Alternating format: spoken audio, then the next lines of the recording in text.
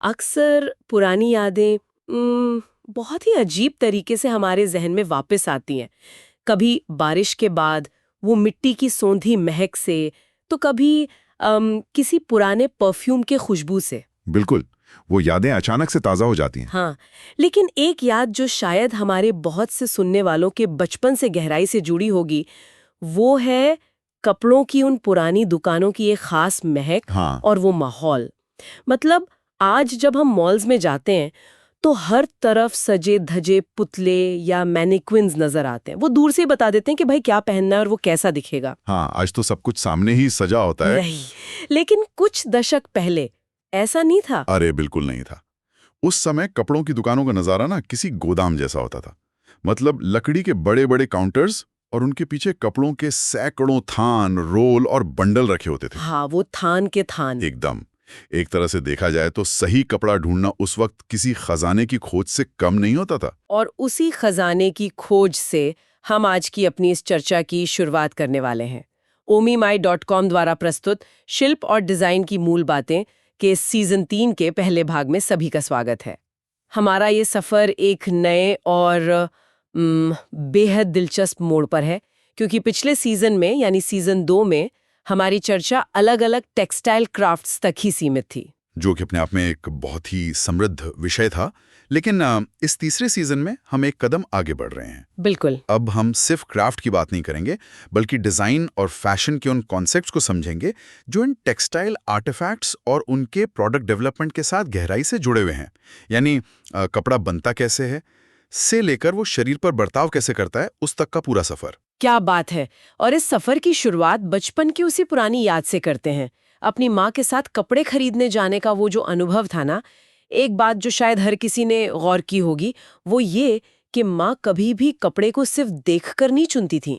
हाँ, उनका अपना एक अलग ही तरीका होता था। हाँ, वो हमेशा थान से थोड़ा सा कपड़ा खींचकर उसे अपनी उंगलियों के बीच रगड़कर महसूस करती थी। मतलब चलिए इसे थोड़ा और गहराई से समझते हैं। ये सिर्फ कोई रंग पसंद करने की बात नहीं थी।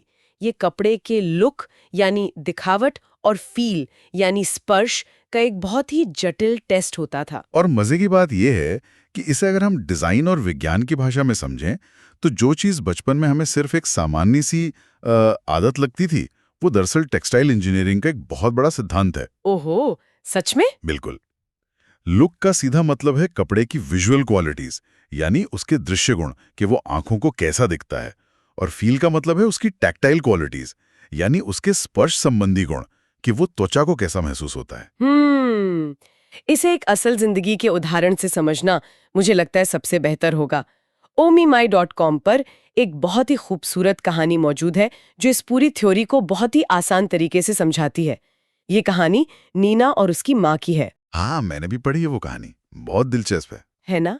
नीना की माँ दरअसल एक बेहतरीन दर्जी थी। सिलाई की मशीन और कपड़ों के साथ उनका एक अलग ही रिश्ता था। और नीना अक्सर अपनी माँ के साथ उन्हीं पुरानी दुकानों में कपड़े खरीदने जाया करती थी। लेकिन नीना के लिए माँ के कपड़े चुनने का वो जो तरीका था ना, वो किसी पहेली की तरह था। पहेली? वो क्यों? क्योंकि माँ का कोई एक तय नियम नजर ही नहीं आता था। कभी नीना को कोई चमकदार रंग या प्रिंट पसंद आता, लेकिन माँ उसे बस एक बार छू कर सिरे से खारिज कर देती थी।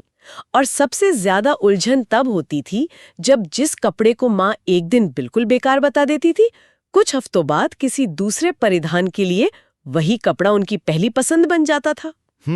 इस विरोधाभास को समझने के लिए नीना की कहानी के उस पहले वाक्य पर गौर करना होगा, जब उसे अपनी स्कूल की यूनिफॉर्म के लिए एक नेवी ब्लू रंग की स्कर्ट बनवानी थी। हाँ, स्कूल की स्कर्ट। और इस स्कर्ट का डिजाइन बहुत स्पष्ट था। इसमें बॉक्स प्लीट्स होनी थी। हाँ, और कहानी के मुताबिक जैसे ही दोनों दुकान में दाखिल हुई, नीना की नजर एक बेहद चमकदार नेवी ब्लू रंग के सिल्क के कपड़े पर पड़ी।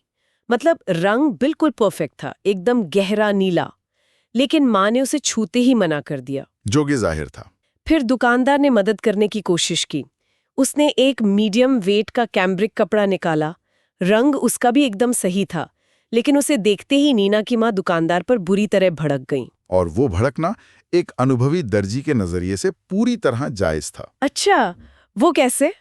देखिए, कैम्ब्रिक दरअसल एक बहुत ही हल्की, सादे बुनाई वाली सूती फैब्रिक होती है। अगर आप इसे सिर्फ हाथ से थोड़ा जोर से दबा देना, तो इसमें सिलवटें पड़ जाती हैं। तो मतलब समस्या कपड़े के रंग में नहीं बल्कि उसके बर्ताव में थी। बिल्कुल।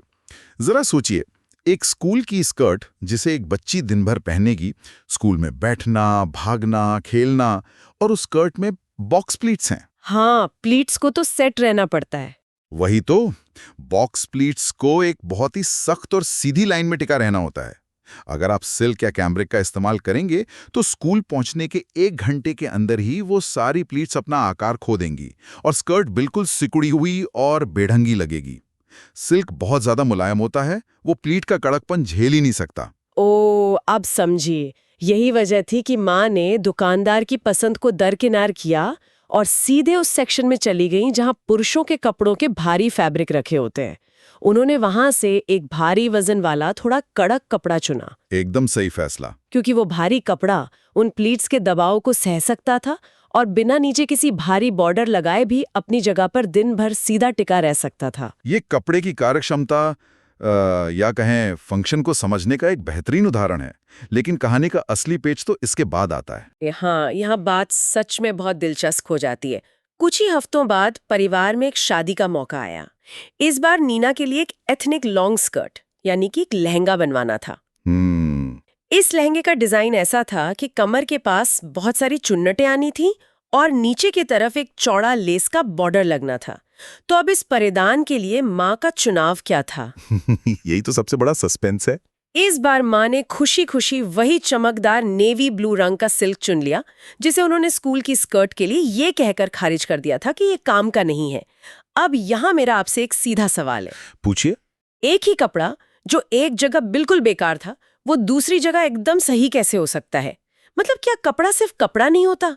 यही तो माँ का वो अनुभव काम आता है। उन्होंने नीना को जो समझाया वो एक बहुत बड़ा डिजाइन लेसन है। उन्होंने कहा था, कभी भी डिजाइन या कपड़े बुरे नहीं होते। सिलाई के किसी भी प्रोजेक्ट को जो चीज खराब करती है वो है कपड़े का गलत चुनाव। तो अगर हम लहंगे वाले प्रोजेक्ट को देखें, हाँ, लहंगे में कमर पे चुन्नटें चाहिए थी। अगर माँ ने स्कर्ट वाला वो भारी कपड़ा चुना होता और उसे कमर पे इकट्ठा करके सिल दिया होता, तो सोचिए क्या होता। बहुत मोटा हो जाता वो हिस्सा। बिल्कुल, वो भारी कपड़ा एक जगह इकट्ठा होकर इतना मोटा हो जाता कि पहनने वाले की कमर पर एक चुभने वाले बेल्ट की तरह महसूस होता। और क्योंकि वो कपड़ा कड़क था, वो नीचे की तरफ बहने के बजाय एक गुब्बारे की तरह चारों तरफ फूल जाता। अरे बाप रे, वो तो सच में एक डिजाइन डिजास्टर बन जाता। वही तो। दूसरी तरफ सिल्क का कपड़ा बहुत पतला और लचीला होता है, इसलिए जब कमर पर उसकी चुन्नटें बनाई गईं तो वे बहुत ही आसानी से और बिना कोई फालतू मोटाई जोड़े एक साथ आ गईं। और वो जो नीचे लेस का बॉर्डर लगा था, उसका क्या रोल था? क्या वो सिर्फ सजावट के लिए था? बिल्कुल नहीं। सिल्क बहुत हल्का होता है, हवा के एक झोंके से उड़ सकता है। लेकिन जब उस हल्के कपड़े के बिल्कुल निचले सिरे पर एक भारी लेस का बॉर्डर लगा दिया जाता है तो गुरुत्वाकर्षण अपना काम करता है। अच्छा, तो वो लेस एक तरह का वजन दे रहा था उसे। एकदम सही। वो भारी बॉर्डर सिल्क को नीचे की तरफ खींच कर रखता है, जिससे लहंगे का वो शानदार फॉल तैयार होता है। ये कोई तुक्का नहीं है, ये बाकायदा एक तरह की इंजीनियरिंग है। वाकई ये बहुत ही अद्भुत है। मतलब एक दर्जी का दिमाग किस तरह एक इंजीनियर की तरह काम करता है। वो कपड़े को सिर्फ देखकर विजुअलाइज कर लेता है कि वो शरीर पर कैसे गिरेगा। हाँ, और गुरुत्वाकर्षण उस पर कैसे असर करेगा। बिल्कुल। इससे पहले कि हम लुक के इस विज्ञान में और गहराई तक जाएं, मैं हमारे सुनने वालों को याद दिलाना चाहूंगी कि वे इस पूरी कहानी को omimai.com पर जाकर बहुत इत्मीनान से पढ़ सकते हैं। हाँ, वहाँ ये काफी विस्तार से दी गई है। और एक और बहुत जरूरी बात, इस चर्चा के पोस्टर पर एक QR कोड दिया गया है। उसे स्कैन करके आप omimai.com की व्हाट्सएप कम्युनिटी से जुड़ सकते हैं, जिसका नाम है देवी द क्यूरियस। ये कम्युनिटी आपको नए पॉडकास्ट्स, ब्लॉग्स, टूल्स, ट्रेनिंग्स और लाइव वर्कशॉप्स की सारी जानकारी लगातार देती रहेगी। देवी द क्यूरियस वाकई बहुत ही शानदार कम्युनिटी है। तो चलिए वापस अपने विषय पर आते हैं। अगर हम लुक यानी विजुअल क्वालिटीज को तकनीकी रूप से बांटें तो इसके 4 प्रमुख स्तंभ होते हैं। अच्छा, विजुअल क्वालिटीज के 4 स्तंभ, वो क्या है? वो है रंग, चमक, सतह की डिजाइन और फॉल या ड्रिप। तो रंग की बात करें तो मुझे कहानी से एक बहुत प्यारा किस्सा याद आ रहा है। नीना की माँ अक्सर दुकानदार से कपड़े को बाहर प्राकृतिक रोशनी में दिखाने को कहती थी। हाँ, और ये बहुत जरूरी भी है ना? क्योंकि दुकानों के अंदर जो कृत्रिम रोशनी होती है वो अक्सर रंगों का रूप बदल देती है। बिल्कुल। ट्यूबलाइट या पीले बल्ब में रंग कुछ और दिखता है और सूरज की असली रोशनी में कुछ और। इसके बाद आती है चमक, जिसे हम लस्टर कहते हैं। सिल्क और सैटिन जैसे कपड़े सूती या ऊन के मुकाबले ज्यादा चमकदार होते हैं। हाँ, वो तो दूर से ही चमकते हैं। इसीलिए तो उन्हें पार्टी या शादी के कपड़ों में इस्तेमाल किया जाता है। जबकि कम चमक वाले जो कपड़े होते हैं वो कैजुअल या ऑफिस वेयर के लिए बेहतर माने जाते हैं। ये तो हो गया रंग और चमक। फिर सतह की डिजाइन और फॉल के बारे में आपका क्या कहना है? देखिए, सतह सादी हो सकती है, प्रिंटेड हो सकती है या शेडेड। आज की जो आधुनिक तकनीक है, जैसे कि 3D प्रिंट्स, वो आंखों को ऐसा भ्रम दे सकते हैं कि कपड़े में टेक्सचर है, जबकि असल में छूने पर वो बिल्कुल सपाट होता है। अरे वाह, मतलब आंखों को धोखा देना। और फॉल और ड्रेप, क्या इसका मतलब यह है कि मान लीजिए अगर आप ऑर्गेन्जा और फिश नेट के बीच चुनाव कर रहे हैं तो ये सिर्फ दिखने की बात नहीं है, बल्कि ये इस बात पर निर्भर है कि वे शरीर पर कैसे गिरते हैं? एकदम सही एनालॉजी दी आपने। फॉल सिर्फ एक विजुअल गुण नहीं है, बल्कि ये कपड़े की कार्यक्षमता तय करता है। ऑर्गेन्जा कड़क होकर दूर खड़ा रहेगा, जबकि फिश नेट शरीर से चिपक कर गिरेगा। बहुत ही दिलचस्प। चलिए अब लुक से आगे बढ़ते हैं और फील की बात करते हैं, यानी टेक्टाइल क्वालिटीज और कार्यक्षमता, स्पर्श का विज्ञान। हाँ, फील वो गुण है जो हमारी त्वचा महसूस करती है। जैसे मखमल या कॉर्डरॉय का उदाहरण लें। मखमल को छूने में तो वैसे भी बहुत अच्छा लगता है ना? क्योंकि उसमें छोटे छोटे रेशे होते हैं जिन्हें दबाया जा सकता है, और जब आप उसे उल्टी दिशा में रगड़ते हैं तो वो रोशनी को बिल्कुल अलग तरह से रिफ्लेक्ट करता है। एक अनुभवी इंसान सिल्क और सैटिन के स्पर्श का अंतर सिर्फ आंख बंद करके छू कर बता सकता है। तो इसका मतलब ये सब सिर्फ सुंदरता के लिए नहीं है? मतलब क्या इसका मतलब ये है कि मेरे तौलिए के जो रेशे हैं, जिन्हें हम लूप्स कहते हैं, वो सिर्फ उसे मुलायम बनाने के लिए नहीं है, बल्कि ये एक इंजीनियरिंग का कमाल है? बिल्कुल।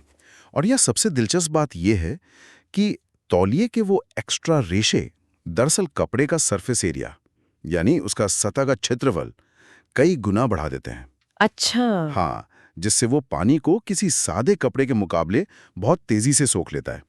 ये सिर्फ फील नहीं है, बल्कि कपड़े का असल फंक्शन है। वाकई, मतलब माँ का वो अनुभव किसी किताबी ज्ञान से कम नहीं था।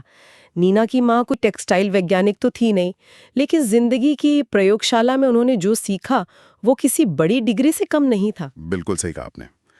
कपड़े के इसी लुक और फील से सिलाई के बड़े बड़े फैसले लिए जाते हैं। जैसे कपड़े पर कौन सी सीम लगेगी, मशीन का कौन सा प्रेशर फुट इस्तेमाल होगा, और क्या उसमें अस्तर लगाने की जरूरत पड़ेगी। ये सब सिर्फ एक स्पर्श से तय हो जाता है। कमाल है।